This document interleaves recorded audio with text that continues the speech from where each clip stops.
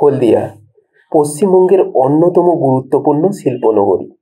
বিশাল বিশাল factory, কর্মব্যস্ত বন্দর আর নদীর বুক চিরে চলে যাওয়া জাহাজ, সব মিলিয়ে এ যেন এক কর্মচঞ্চল শহর। কিন্তু জানেন কি, এই হলদিয়ার ইতিহাস খুব বেশি পুরনো নয়। কেবল কয়েক দশক আগেও এখানে ছিল ছোট ছোট গ্রাম আর মাঠঘাট।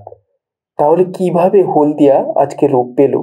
চলুন সময়ের পাতা উল্টে দেখি। এক সময় হলদিয়া ছিল হুগলি নদীর ধারে ছড়িয়ে থাকা এক সাধারণ জনপদ। কৃষিকাজ আর মৎস্য চাষ ছিল এখানকার মানুষের মূল পেশা। কিন্তু 1950-এর দশকের শেষের দিকে কলকাতা বন্দরের চাপ কমাতে নতুন একটি বন্দর তৈরির পরিকল্পনা করা হয়। তখনই উঠে আসে হলদিয়ার নাম। 1947 সালে সরকারি অনুমোদন মেলে এবং শুরু হয় শিল্প শহর গড়ে তোলার কাজ। একে একে তৈরি হয় তেল শোধনাগার, রাসায়নিক শিল্প, সার কারখানা ও বন্দর, যা পশ্চিমবঙ্গের অন্যতম প্রধান বাণিজ্য কেন্দ্রে পরিণত করে এই অঞ্চলকে। আজ হলদিয়ায় রয়েছে ইন্ডিয়ান অয়েল কর্পোরেশনের রিফাইনারি, হলদিয়া পেট্রোকেমিক্যালস এবং আরও অনেক বড় বড় শিল্প প্রতিষ্ঠান। শুধু তাই নয়, হলদিয়া বন্দর ভারতের অন্যতম ব্যস্ত বন্দরগুলির মধ্যে একটি। এখানে প্রতিদিন কয়েকশো টন পণ্য ওঠানামা করে।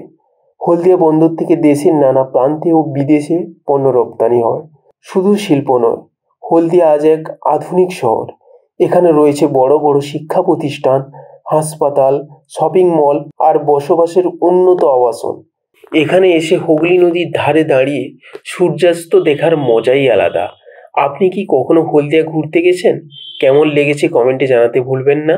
হলদিয়া প্রমাণ করে দিয়েছে সঠিক পরিকল্পনা ও পরিশ্রম থাকলে কিভাবে একটি ছোট জনপদ বিশাল শিল্পনগরীতে পরিণত হতে পারে।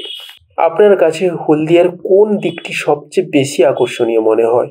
বন্দর, শিল্প নাকি এখানকার সুন্দর পরিবেশ? কমেন্টে জানিয়ে দিন।